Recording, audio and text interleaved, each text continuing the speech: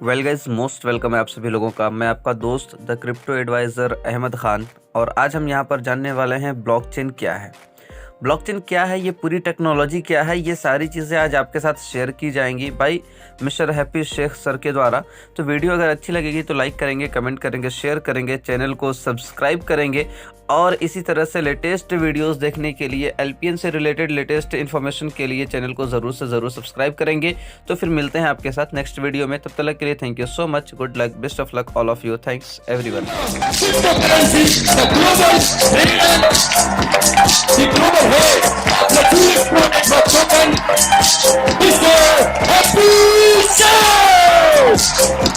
The stage is yours, Mr. Happy Sheikh on the stage. Thank you so much. Namaskar, Ram Ram, Adab, Assalamu Alaikum, and thank you so much for being here. ये crypto है क्या? Crypto currency क्या है? देखो, सबसे पहले चीज सुनिए, सामान के बदले सामान पहले भी दिया जाता था। धीरे धीरे बहुत बड़ा प्रोसेस था जिसमें चमड़े के नोट आ गए, चमड़े के बाद अपना तांबे के, फिर पीतल के, धीरे धीरे करते पेपर करेंसी आई। पेपर करेंसी को भी न्यू टेक्नोलॉजी ने अडॉप्ट किया। And what is the new technology? That is plastic money, debit card and credit card. Debit card और क्रेडिट कार्ड को भी रिप्लेस किया डिजिटल मनी ने। अब एक बात समझना, आज के समय में पेटीएम, गूगल पे, फोन पे, हम ये सब यूज कर रहे हैं कि नहीं कर रहे हैं? That all are digital money. ये डिजिटल मनी है, यानी कि बहुत बड़ा मॉडर्नाइजेशन हुआ। और आज जो सबसे बड़ा मॉडर्नाइजेशन हुआ वो करेंसी के अंदर, तो जो लेटेस्ट और जो बहुत बड़ा मॉडर्नाइजेशन निकल गया उसका नाम है क्रिप्टो करेंसी। क्रिप्टो करेंसी एक डिजिटल करेंसी है। 2009 के अंदर ये मार्केट के अंदर आई। इसको बनाने वाला मिस्टर सतोशी नाकामोटो एक अननोन प्रोग्रामर है। So let's understand dear friends, what is the meaning of decentralised crypto currency. अच्छा, रूमर्स तो आ जाए मैंने कि हाँ इंडिया में लीगल भी हो गया है। इंडिया गवर्नमेंट खुद की करेंसी भी बनाने की तैयारी कर रही है। इंडियन गवर्नमेंट इसके ऊपर एक फ्रेमवर्क भी बना रही है। इसके 15 लीगल एक्सचेंजर भी हैं, इसके बैंक भी आ गए हैं। सो एक्चुअल में ये है क्या? इसका पूरा नाम होता है डिसेंट्रलाइज्ड क्रिप्टो करेंसी। ये टेक्नोलॉजी से बनी करेंसी है, इसलिए इससे हर वर्ड के अंदर एक टेक्नोलॉजी है।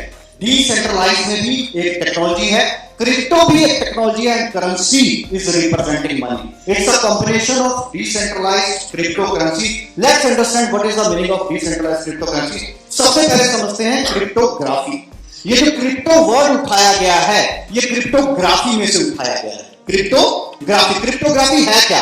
क्रिप्टोग्राफी बेसिकली एक ऐसी टेक्नोलॉजी है जिसे पूरी दुनिया का डिफेंस सिस्टम अपने मैसेज को डिलीवर करने के लिए जिस सिक्योर लाइन में मैसेज को डिलीवर करती है, उसमें जिस टेक्नोलॉजी का इस्तेमाल होता है, that technology name is cryptography.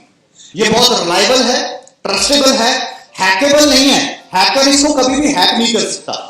इसीलिए इस टेक्नोलॉजी का इस्तेमाल किया जाता है, क्योंकि ये हैक नहीं हो सकती, ब्रेक नहीं हो सकती। Most trustable, most secure technology है, and the technology name is cryptography. इस क्रिप्टोग्राफी में से वर्ड को उठाया गया है decentralised crypto currency, crypto word के लिए। जब ऑडियो और टेक्स्ट को एक इनक्रिप्टेड फॉर्म में किसी को डिलीवर किया जाता है, और दैट साइंस इज क्रिप्टोग्राफी।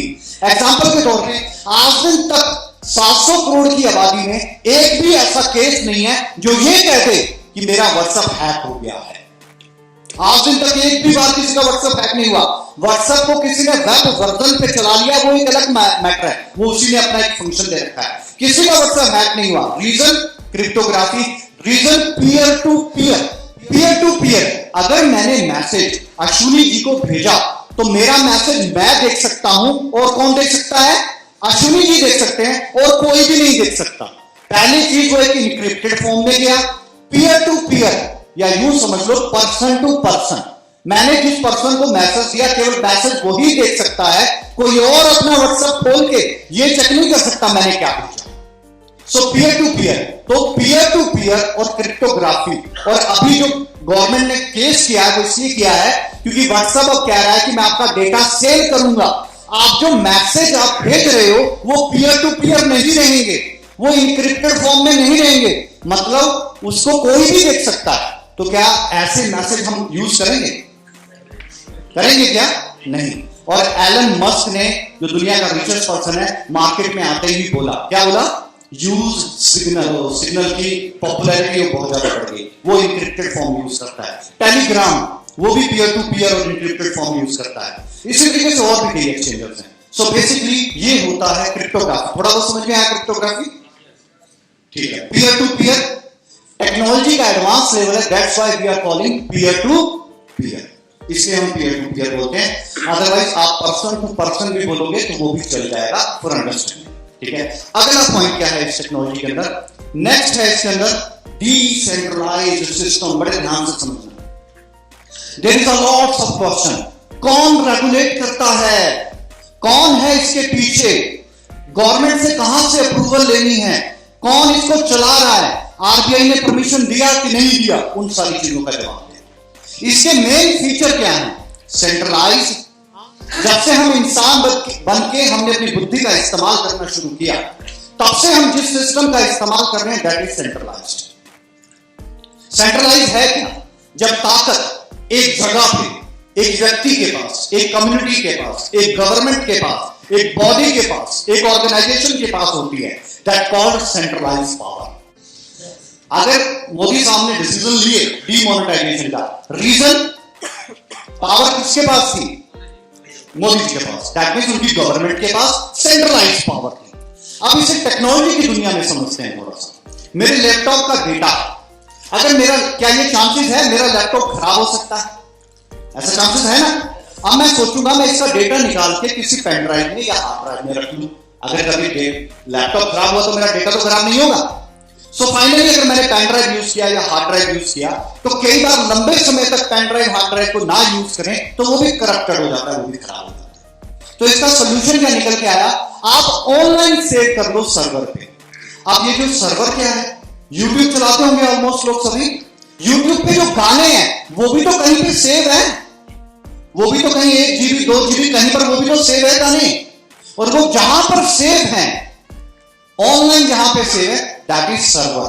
वो एक सर्वर पे सेव है। उसी सर्वर का पार्ट बना के हमें दे दिया जाता है कि आप भी, जैसे सैमसंग क्लाउड आ गया, आई क्लाउड आ गया, आप ये स्पेस ले लो। जैसे हर जीमेल इस्तेमाल करने वाले को गूगल 15 GB फ्री देता है गूगल ड्राइव के ऊपर, आप अपना डेटा वहां पे 15 GB तक सेव कर सकते हैं। अब मैं ये कह रहा हूं, अब ये जो एक जगह पे डेटा रखा है दैट इज सेंट्रलाइज्ड। इसे एक जगह पे ना रख के डिसेंट्रलाइज कर दो। इसको एक सर्वर पे ना रख के बिलियन ऑफ सर्वर पे सेव कर दो। कितने? बिलियन ऑफ सर्वर पे सेव कर दो। अब यहां पे डिसएडवांटेज क्या होगा बिलियन ऑफ सर्वर पे सेव करने का? एक जगह पे रखना ही बहुत मुश्किल का काम है। 50 जगह रखूंगा तो या कोई चुरा ना ले, या कोई हैक ना कर ले, सिक्योरिटी ना लूज कर ले। लेकिन अगर क्रिप्टोग्राफी लगी है तो क्या कोई डेटा निकाल सकता है? नहीं निकाल सकता। पीयर टू पीयर वैसे नहीं कोई छेड़खानी कर सकता। डिसेंट्रलाइज है, मतलब डेटा एक सर्वर पे सेव ना करके बिलियन ऑफ सर्वर पे सेव कर दिया जाए। तो क्या कभी डेटा खत्म होगा? एक ही सूरत में डेटा खत्म हो सकता है, जब पूरी दुनिया में से इंटरनेट खत्म हो जाए। और इसकी पॉसिबिलिटी वैसे नहीं है, लेकिन कोरोना ने आके बहुत कुछ सिखा दिया।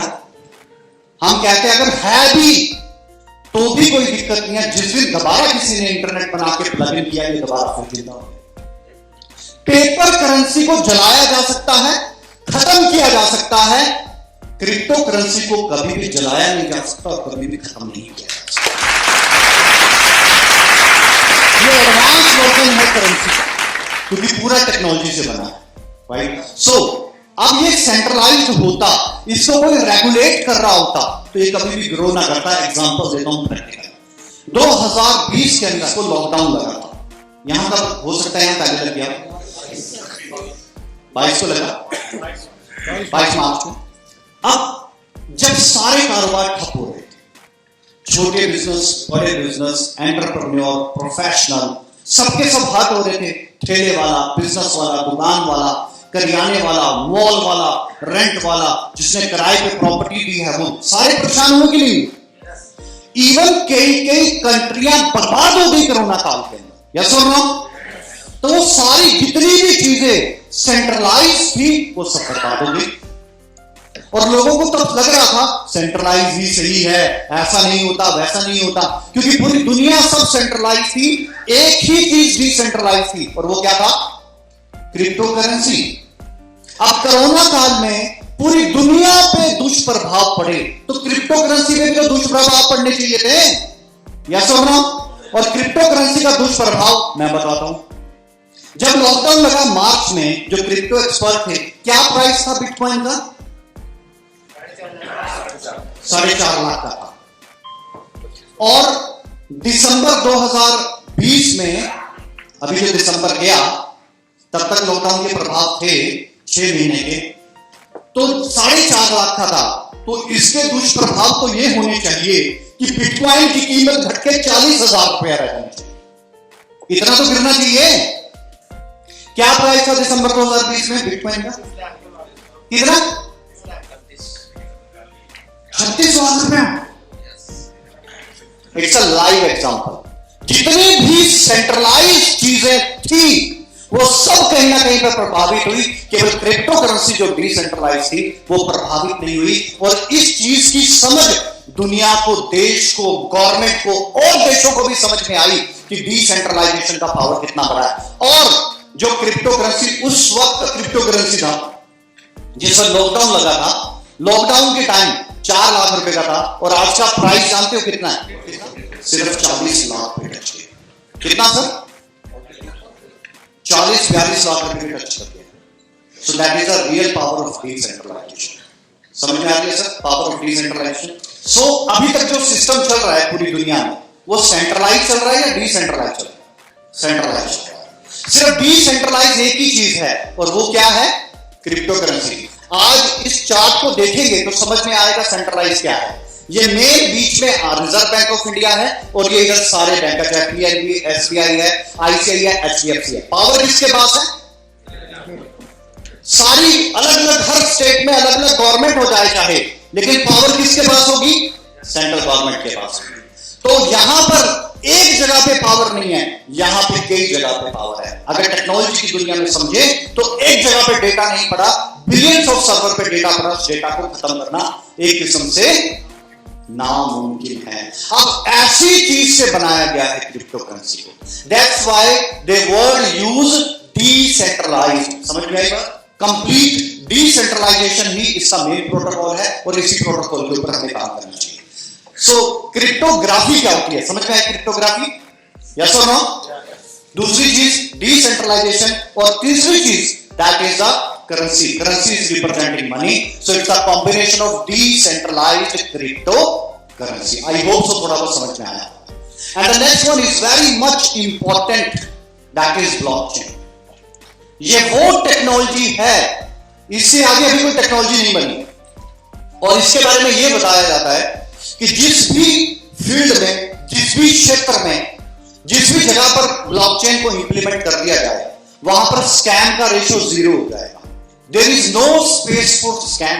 ब्लॉकचेन एक टेक्नोलॉजी है, और ये ब्लॉक्स की चेन है। लेट्स अंडरस्टैंड ये ब्लॉकचेन कैसे काम करती है, बड़े ध्यान से समझिए। ब्लॉकचेन क्रिएट करने के लिए 3 चीजों की जरूरत पड़ती है: data, hash and hash of previous block. 3 चीजें हैं: data, hash of previous block. Let's understand data क्या है। Data is giver, receiver and the purpose of transaction. हम फाइनेंस की बात कर रहे हैं तो हम पैसे की बात कर रहे हैं। एग्जांपल, मैंने मुमताज जी को या असलम जी को $100 ट्रांसफर किए। अब data giver, receiver and the transaction amount. तो यहां पर गिवर कौन है? मैं हूं। मैंने असलम जी को $100 ट्रांसफर कर दिए, तो असलम जी रिसीवर हैं, and the amount of transaction कितना है? $100 है। तो डेटा कंप्लीट हुआ। अब ये अलग अलग फील्ड में कैसे होगा? एग्जांपल के तौर पर रियल एस्टेट पे अगर ब्लॉकचेन इंप्लीमेंट कर दिया जाए, मैंने 1000 स्क्वायर यार्ड प्रॉपर्टी खरीदी, आई एम द बायर, देने वाला गिवर और seller, and the purpose of transaction is property. समझ में आ रही है बात? हर डिपार्टमेंट में ब्लॉकचेन को इंप्लीमेंट किया जा सकता है, और इंडिया में किस डिपार्टमेंट में इंप्लीमेंट हुआ और किस किस में होगा वो भी सारा बताऊंगा। सो लेट्स अंडरस्टैंड ये ब्लॉकचेन है क्या। ब्लॉकचेन के लिए चाहिए data, data giver, receiver and the transaction amount, और दूसरी चीज है हैश। हैश एक यूनिक आइडेंटिफिकेशन नंबर होता है। जब भी कोई ट्रांजैक्शन होती है तो एक ट्रांजैक्शन कोड जनरेट होता है, और ब्लॉकचेन के अंदर ये जो कोड है ये अल्फा न्यूमेरिक अपर केस और लोअर केस के कॉम्बिनेशन से बनता है, और ये कभी भी मैच नहीं होता। कभी भी कोई ट्रांजैक्शन आईडी किसी के साथ मैच नहीं होता। यहां पर बताया जाता है हैश को लेके कि 700 करोड़ की दुनिया में चेहरे तो मैच कर सकते हैं, चेहरे तो मिल सकते हैं, लेकिन हमारे फिंगरप्रिंट और रेटिना कभी भी मैच नहीं करती। यस और नो? तो ये जो ट्रांजैक्शन है इसमें इतनी जबरदस्त टेक्नोलॉजी लगाई गई है कि कभी भी कोई हैश किसी और हैश से मैच नहीं खाता। शायद आपको ना पता हो, टेक्नोलॉजी में एक छोटा सा चेंज बहुत बड़ा रेवोल्यूशन लेके आया। और जब बैंक ट्रांजैक्शंस करते थे नेट बैंकिंग से तो ओटीपी नहीं आता था। 2007 में सबसे पहले ओटीपी लगाया गया। क्यों? क्योंकि पेमेंट ट्रांजैक्ट होती पता ही नहीं चलता। अगर किसी के हाथ में मोबाइल लग गया या नेट बैंकिंग का पासवर्ड लग गया, वो पेमेंट अमेरिका में एक खाते से पैसे निकले, उसके बाद ओटीपी लगना शुरू हुआ, और एक ओटीपी लगने से बहुत बड़ा रेवोल्यूशन क्रिएट हो गया। सिर्फ छोटा सा चेंज बहुत बड़ा रेवोल्यूशन क्रिएट करता है। इन द सेम हैश एक यूनिक आइडेंटिफिकेशन नंबर है। And the next one is, जो तीसरी चीज है जो ब्लॉकचेन को बनाती है, that is hash of previous block. Blockchain कैसे बनती है या ब्लॉक्स की चेन कैसे बनती है, लेट्स अंडरस्टैंड। ब्लॉकचेन बनाने के लिए तीन चीजें चाहिए, data, hash and hash of previous block. Data क्या है? Giver, receiver and the purpose of transaction. And hash क्या है? Unique identification number. टेक्नोलॉजी का एडवांस वर्जन है, that's why they are using hash. And third one is hash of previous block. Blockchain के अंदर जो सबसे पहला कॉल जो ब्लॉक बनता है, जो पीछे हमको नहीं दिख रहा, मैं अभी ये स्लाइड चेंज करूंगा, ये ऊपर आ जाएगा, फिर आपको दिख जाएगा। ब्लॉकचेन में पहला block that called genesis block. अब ये जो जेनेसिस ब्लॉक है ये डेवलपर के द्वारा बनाया जाता है, स्मार्ट कॉन्ट्रैक्ट्स के द्वारा बनाया जाता है। अब ये ट्रांजैक्शन समझना ब्लॉक की चेन कैसे बनती है। एग्जांपल, मैंने $100 असलम जी को भेजे, ब्लॉकचेन पे क्या इफेक्ट पड़ेगा, इस चीज को समझते हैं। सबसे पहले चाहिए data. I am giver, sir receiver and the purpose of transaction $100। जैसे ही ट्रांजैक्शन होगी एक ब्लॉक, हर ट्रांजैक्शन पे एक ब्लॉक क्रिएट होता है। जैसे ही ये ब्लॉक क्रिएट होगा तो ब्लॉक क्रिएट होते ही एक हैश बनेगा। डेटा गिवर रिसीवर, मैं ऊपर ही दिखाता हूं, बहुत लोगों को नहीं दिख रहा। डेटा ये है कुंडी, पहला block that called genesis block. मैंने $100 सर को ट्रांसफर किए तो एक ब्लॉक क्रिएट हुआ। इस ब्लॉक के अंदर डेटा क्या है? I am giver, sir receiver and the amount of transaction is $100। Hash एक यूनिक आइडेंटिफिकेशन नंबर। तीसरी चीज चाहिए हैश ऑफ प्रीवियस ब्लॉक। पीछे के साथ कड़ी भी तो जोड़ने पड़ेगी, पीछे भी तो कड़ी जुड़ेगी, that is the hash of previous block. अब असलम जी ने $100 अपने पास रखे, उसमें से $50 निकाले और वो $50 मुमताज जी को ट्रांसफर। क्या होगा? जैसे ही इन्होंने $50 ट्रांसफर किए तो $50 ट्रांसफर करके ब्लॉक क्रिएट होगा। ब्लॉक में डेटा चाहिए। अब ये रिसीवर है, गिवर है, इसके ई को देखो। अब ये गिवर है, मुमताज जी रिसीवर है, and the purpose of transaction $50। Hash एक नया आइडेंटिफिकेशन नंबर जुड़ेगा और हैश हो, और इसी हैश से जुड़ेगा पुराना हैश, तभी तो कड़ी से कड़ी जुड़ेगी। यस और नो? अब अगेन मुमताज जी ने $100 हमारे अश्विनी जी को ट्रांसफर कर दिए, और $50 थे, $50 में से 50 के 50 कर दिए या 25 कर दिए, एग्जाम्पल 50 कर दिए। तो जैसे ही $50 ये ट्रांसफर करेंगे आगे तो एक और ब्लॉक क्रिएट होगा, डेटा। अब Mumtaz ji giver, Ashwini ji receiver, purpose of transaction $50, एक ट्रांजैक्शन आईडी जनरेट होगा, और हैश ऑफ प्रीवियस ब्लॉक पिछले आईडी के साथ इसका जुड़ा होगा। समझ में आई सब चीज? ब्लॉकचेन कैसे बनती समझ में आई?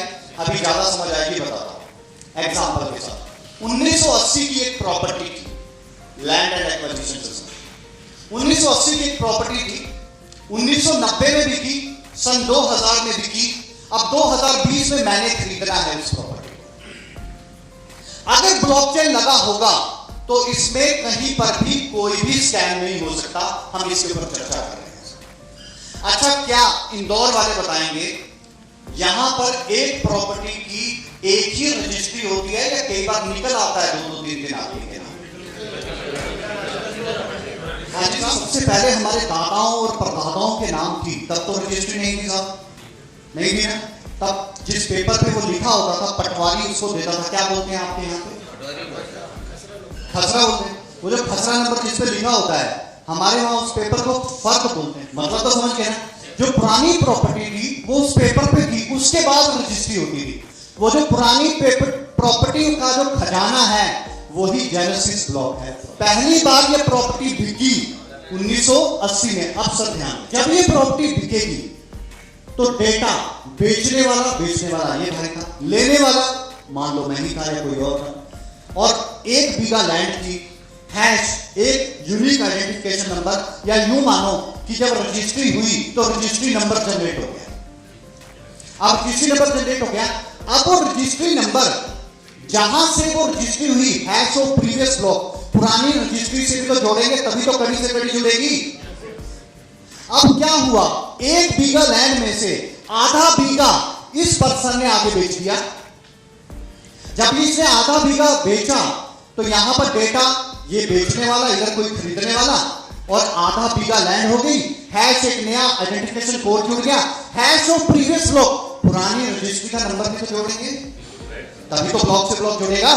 फिर सन 2020 में अब मैंने प्रॉपर्टी खरीदनी है तो मैं एक बार ब्लॉकचेन एक पब्लिक लेजर है, खाता है, डिजिटल खाता है ये, जिसमें दुनिया की हर ट्रांजैक्शन रजिस्टर्ड होती है। तो जब मैंने यहां पर इस प्रॉपर्टी को खरीदना है तो मैं अपने से पहले किसने खरीदी किसने बेची, इससे पहले किसने खरीदी किसने बेची, इसका जेनेसिस कौन था, खानदानी किसके पास थी ये प्रॉपर्टी, वो तक चेक कर सकता हूं ब्लॉकचेन के अंदर। अब एक बात को समझना, अगर मैंने ये प्रॉपर्टी खरीदी और ब्लॉकचेन लगा था तो 5 आदमी के नाम तो रजिस्ट्री हो ही नहीं सकती, क्योंकि जब भी रजिस्ट्री होगी तो रजिस्ट्री पुराने नंबर से जुड़ेगी ना। Hash of previous block, registry of previous number, और अगर वहां पर वो किसी दूसरे आदमी के नाम बोल गई तो कोई खरीदेगा, पता चल जाएगा स्कैम है, यस और नो, पता चल जाएगा ना स्कैम है।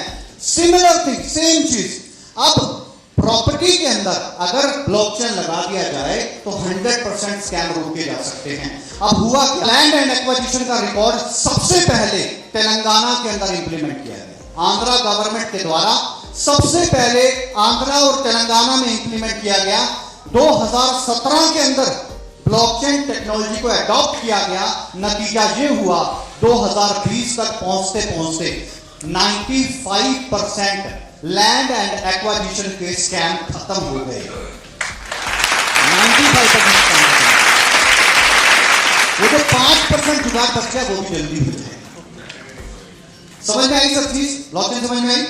सो data hash of previous block, 3 चीजों से ब्लॉकचेन बनता है। ऐसे ही बैंक में जाते हैं, वहां एक वैलिडेटर बैठा होता है, वैलिडेटर जो आपकी फोटो देख के बोलता है हाँ ये वही आदमी है जो पैसा निकलवाने आया है, और फिर एक साइन भी चेक करता है ये साइन इस चेक से मिल रहे कि नहीं मिल रहे। ऐसा होता है कि नहीं होता है, उसको वैलिडेटर बोलते हैं।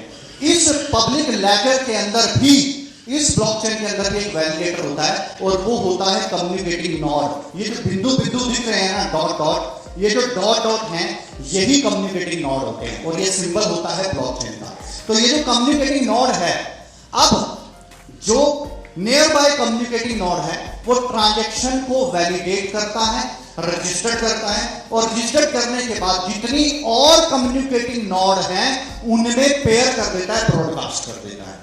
अब अगर कोई बोले मैं ब्लॉकचेन में भी चेंज कर सकता हूं तो उसको हर कम्युनिकेटिंग नोड को चेंज करना पड़ेगा, एडिट करना पड़ेगा।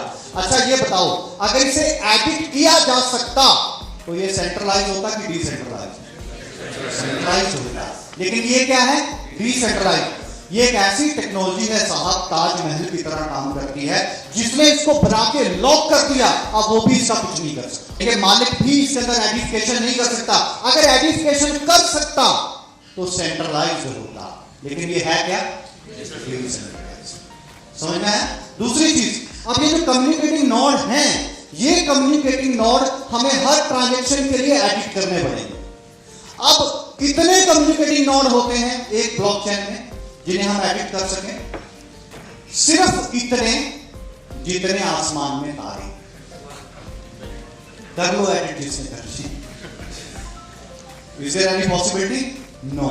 जब ये वैलिडेट करता है, वैलिडेट करने के बाद ब्लॉकचेन के अंदर ब्लॉक ऐड हो जाता है और कंप्लीट ब्लॉकचेन बन जाती है। आई होप सो ब्लॉकचेन समझ में आया। यस और नो? क्रिप्टोग्राफी समझ में आया? सेंट्रलाइज क्या है, डिसेंट्रलाइज क्या है, समझ में आया? चाहे वो कोई एक्सचेंज है, चाहे वो कोई एक्सचेंजर है, चाहे वो कोई क्रिप्टो करेंसी है, उसका लीगल डॉक्यूमेंट होता है व्हाइट पेपर। हमारा भी है, सभी का होता है। तो जब भी डिमांड करना तो क्या मांगना? White paper. 3 चीजें किसी भी क्रिप्टो करेंसी में देखना बहुत ज्यादा जरूरी है। पहला, उसकी टेक्नोलॉजी को वेरीफाई करो कि वो जुगाड़ टेक्नोलॉजी पे चल रहा है या वो एक्चुअल में ब्लॉकचेन टेक्नोलॉजी पे चल रहा है। अगर वो जुगाड़ पे चल रहा है तो दैट मींस वो डुप्लीकेट है, कल को धोखा मिलेगा और फिर दूध का जगह फूक मार मार के पिएगा, कोल्ड ड्रिंक को भी, ऐसा हाल होगा। दूसरी चीज, टेक्नोलॉजी वेरीफाई हो जाए, उसके बाद देखो कंप्लीट डिसेंट्रलाइजेशन, क्या वो करेंसी एक्सचेंज के ऊपर अभी आई है कि नहीं आई है। पहले कई करेंसीज एक्सचेंज पे डायरेक्ट नहीं आती, आईसीओ के जरिए कुछ टाइम स्पेंड करती है, इन्वेस्टर्स को बेनिफिट देती है, फिर एक्सचेंज पे आती है। लेकिन एक्सचेंज पे आना जरूरी है। जब करेंसी एक्सचेंज पे आ जाती है दैट मींस कंप्लीट डिसेंट्रलाइजेशन हो जाता है। जिसने उस करेंसी की कोडिंग करवाई थी उसके हाथ में भी अब कुछ नहीं है, दैट मींस कंप्लीट डिसेंट्रलाइजेशन। तीसरी चीज, कोई भी क्रिप्टो करेंसी बन जाती है तो उसका यूटिलाइजेशन हो रहा है कि नहीं। इन 3 चीजों के ऊपर किसी भी क्रिप्टो करेंसी की ग्रोथ और क्रिप्टो करेंसी को करना चाहिए। अगर ये 3 चीजें वेरीफाई नहीं होती तो कभी भी किसी क्रिप्टो में हाथ ना डालो, लॉस हो सकता है। किसी की बातों पे मोटिवेशन में मत आओ, उससे 3 चीजें पूछो, टेक्नोलॉजी वेरीफाई करवाओ, एक्सचेंज वेरीफाई करवाओ और अपना यूटिलाइजेशन वेरीफाई करवाओ। अगर ये 3 चीजें वेरीफाई हो जाती हैं उसके बाद क्रिप्टो में काम करना, फिर व्हाइट पेपर स्टडी करना, व्हाइट पेपर में उसका हिस्ट्री मैप चेक करना। बहुत से लोग अपने व्हाइट पेपर में हिस्ट्री मैप ही नहीं डालते, वो कौन है कभी बताते ही नहीं, वो क्या करेंगे ये बताएंगे। जब वो सारी चीजें वेरीफाई हो जाए, एक ही चीज थी, आज तक आदमी देखना पड़ता था, अब ये डिसेंट्रलाइज सिस्टम है, यहां बंदा देखने की जरूरत नहीं है। टेक्नोलॉजी, डिसेंट्रलाइजेशन और यूटिलाइजेशन देखो। बंदा चाहे खुद बोलता रहे ये प्रोजेक्ट ग्रो नहीं करेगा, मगर यूटिलाइजेशन सॉलिड है, टेक्नोलॉजी सॉलिड है, एक्सचेंज पे है, तो उसकी ग्रोथ को कोई दुनिया की ताकत नहीं रोक सकती। और चाहे वो खुद बोलता रहे ये ग्रो करेगा, लेकिन टेक्नोलॉजी बेस्ट नहीं है, एक्सचेंज पे नहीं है और यूटिलाइजेशन प्लेटफॉर्म नहीं है, तो जितना मर्जी बेस्ट प्रोडक्ट वर्ल्ड का बना ले वो ग्रो नहीं करेगा।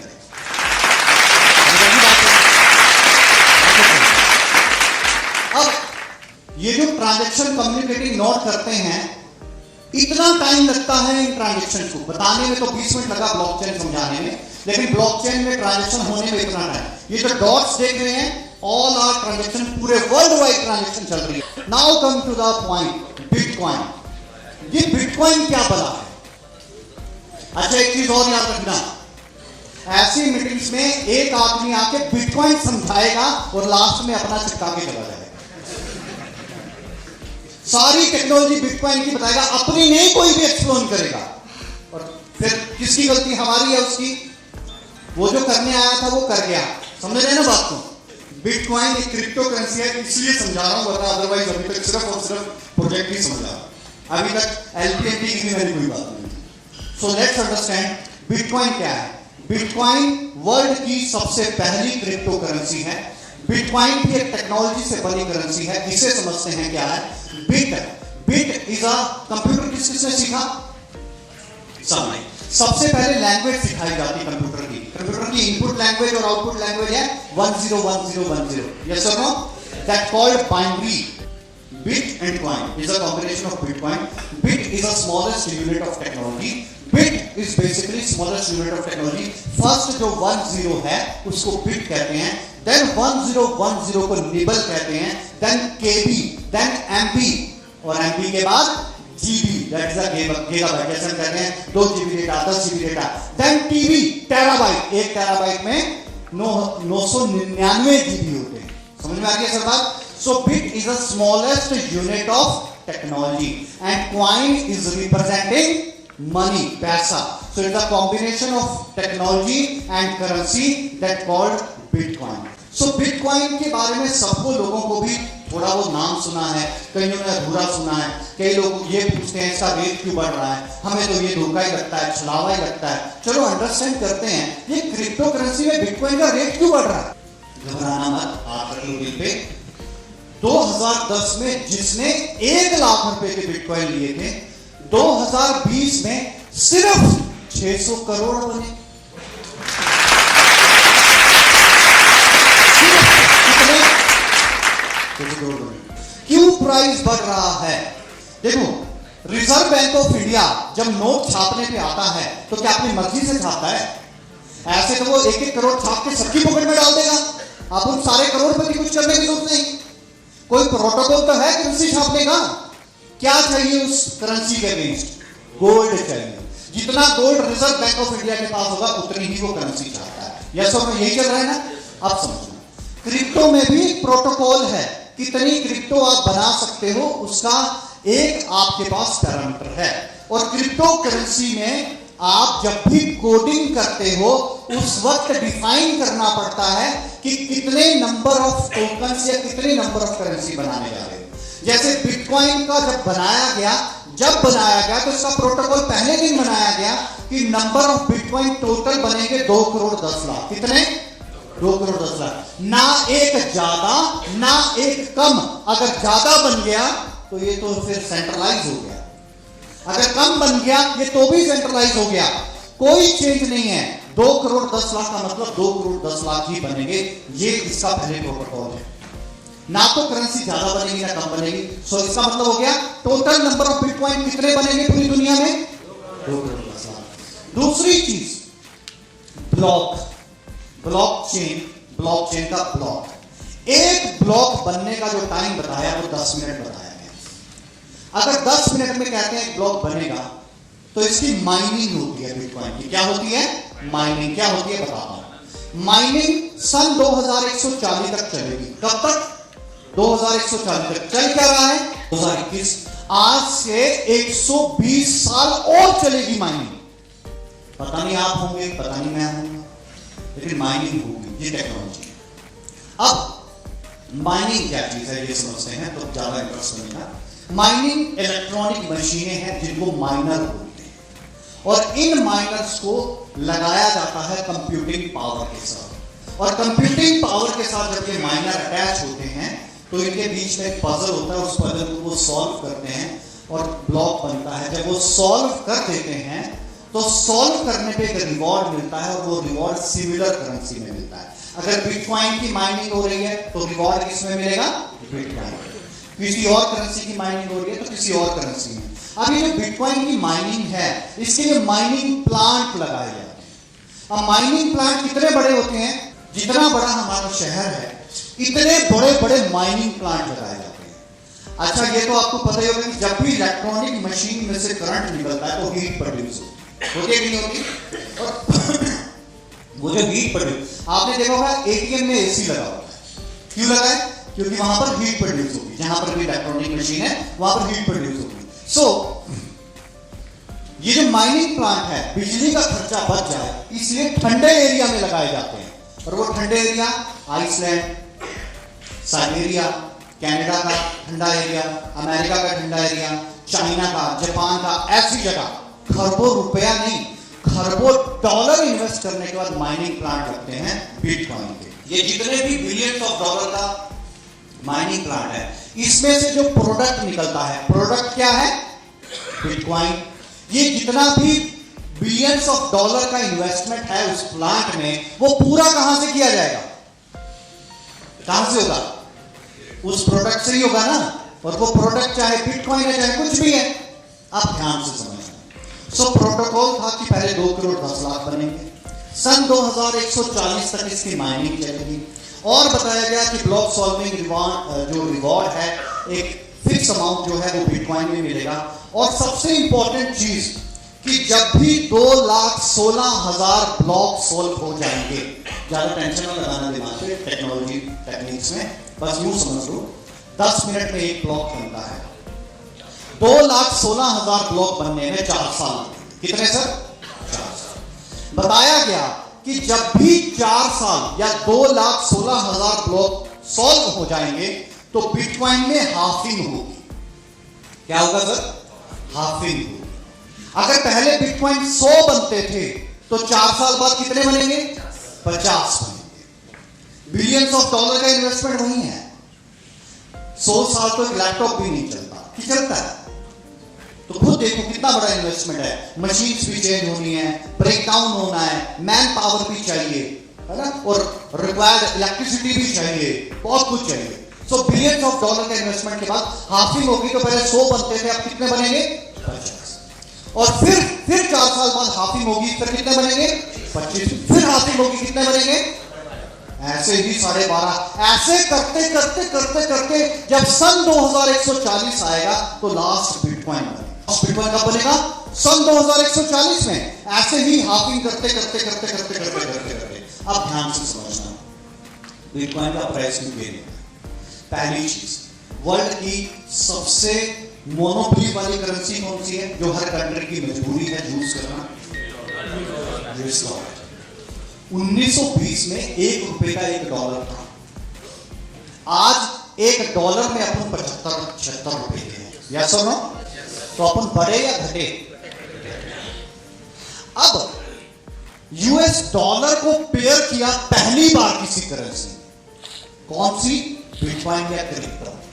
जितने काम यूएस डॉलर से, अब पूरे वर्ल्ड वाइड सारे काम यूएसडी से, एक्सपोर्ट इंपोर्ट, जितना भी इंपोर्ट है, जितना भी एक्सपोर्ट है, जितना भी आ रहा है, सब यूएस डॉलर में आ रहा है। अब जो यूएस डॉलर में है, अगर यूएस डॉलर को कहीं ना कहीं पे ये कवर कर रहा है क्रिप्टो करेंसी, तो जहां यूएस डॉलर चलता है वहां क्रिप्टो चलना शुरू हो गया, तो क्रिप्टो का वर्थ बनेगा या यूएस डॉलर का वर्थ? एक लॉजिक समझ में आ रहा है? बैंक में भी हो गया, यही नहीं कि बोलने में हो गया, जेपी मॉर्गन में हो गया, कई बैंक्स ने इसको पेयर कर दिया, नैस्डैक ने पेयर कर दिया। अब समझना एक बात, अब एग्जाम्पल से जल्दी समझ में आ जाता है। ये पानी की बोतल मान लो हिमाचल की वादियों में या कहीं पर लगाई गई एक फैक्ट्री, उसका इन्वेस्टमेंट लगाया गया 100 करोड़ रुपए का। ध्यान से सुनो, 100 करोड़ रुपए की इन्वेस्टमेंट करके 100 बोतल महीने की बनाई जाती है, यानी कि मंथली कितना बनाया जाता है? 100 बोतल। एक बोतल की कीमत $100 है। कितनी कहा? अब जो 100 करोड़ रुपए का इन्वेस्टमेंट मैंने फैक्ट्री पे किया, पूरा तो मैं पानी बेच के ही करूंगा। अब समझना बात, 4 साल के बाद मेरे नेचुरल पानी का सोर्स कम हो गया।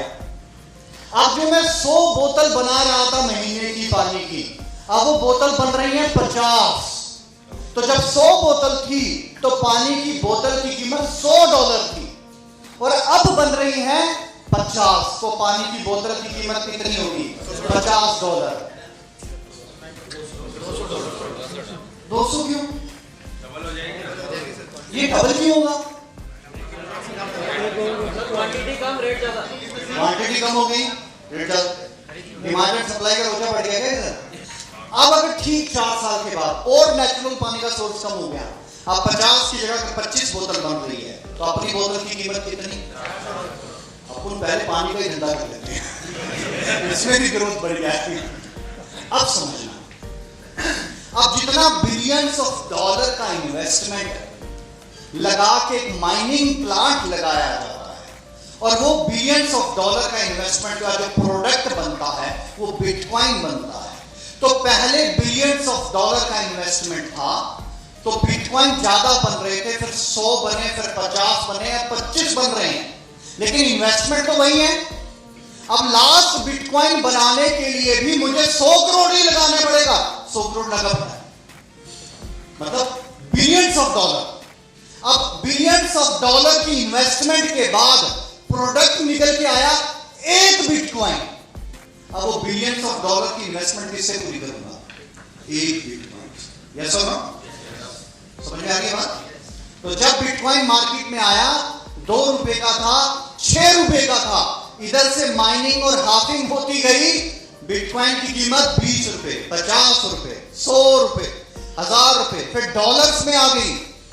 2015 में $10,000 का, फिर $60,000 का, 2020 में $30,000 का, और 2021 की शुरुआत में बिटकॉइन $42 लाख का हो गया। और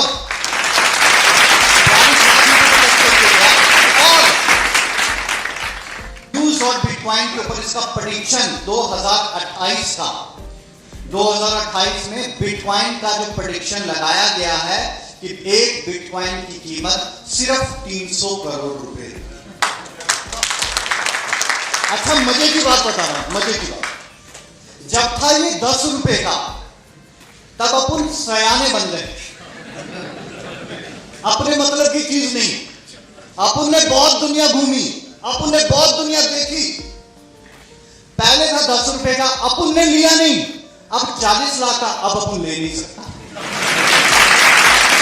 दो तरह की करेंसीज में बोला जाता है, क्वाइन है, टोकन है।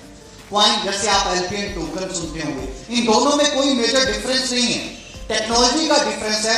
अगर ब्लॉकचेन अपना यूज हो रहा है तो क्वाइन है, ब्लॉकचेन के ट्रांजैक्शन के लिए किसी और का ब्लॉकचेन यूज हो रहा है तो वो टोकन है।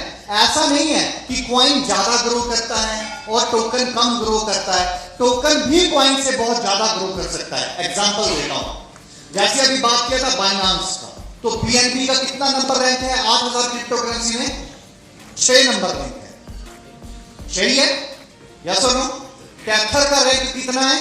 3 नंबर है। टैथर 80 नंबर पे आता है, यानी कि, और ये दोनों टैथर और बीएनबी ये ERC-20 है, सिमिलर, हमारी भी टेक्नोलॉजी वही है। सबसे पहले मैंने क्या बोला क्रिप्टो में देखने के लिए? टेक्नोलॉजी को वेरीफाई करो, टेक्नोलॉजी क्या है। सो टेक्नोलॉजी इज ERC, तो टेक्नोलॉजी वेरीफाई करो। क्वाइन और टोकन में सिर्फ टेक्नोलॉजी का डिफरेंस है, इसके अलावा कुछ नहीं है। इस वजह से इसे क्वाइन बोलते हैं, इसे token. So these words, thank you so much dear friends. Last तक बने रहने के लिए बहुत बहुत शुक्रिया। Thank you so much.